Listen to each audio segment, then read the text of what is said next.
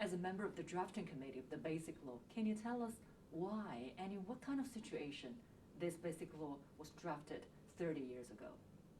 The Basic Law is a national law which particularly encapsulates the concept of one country, two systems, and the arrangement between the central government and the local government in the implementation of it in the Hong Kong SAR. Drafting was between 1st July 1985 and 4th of April 1990. It's taken 4 years and 10 months. The purpose of the Basic Law is to enunciate what is the content and what is the function of the mechanism that enable Hong Kong to operate under one country, two systems. It must be a complicated process. How has it been implemented in the past 30 years? The economic systems, it has worked very well. As I said, we became the freest economy in the world until 2020, and Hong Kong was actually one of the international centers in the world. The rights and freedom side was doing very well because it is also recognized as one of the freest places in Asia.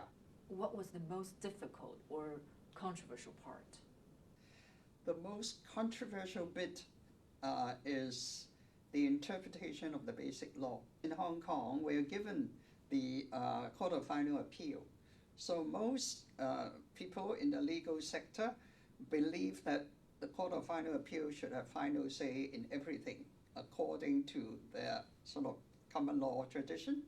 And then that includes the interpretation of the Basic Law. But then, on the one hand, you have the final right of interpretation in the Standing Committee, and then you have the Court of Final Appeal. How are you going to resolve that?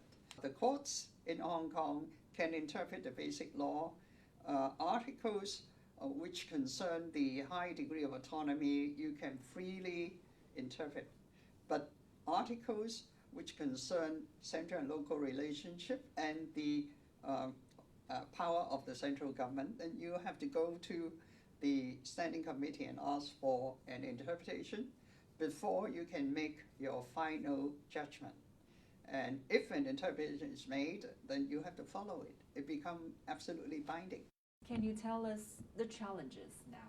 Everybody's looking at two systems, the separate capitalistic system, and ignoring the fact that the central government has a lot of power under the Chinese Constitution and the Basic Law to supervise what's going on in Hong Kong.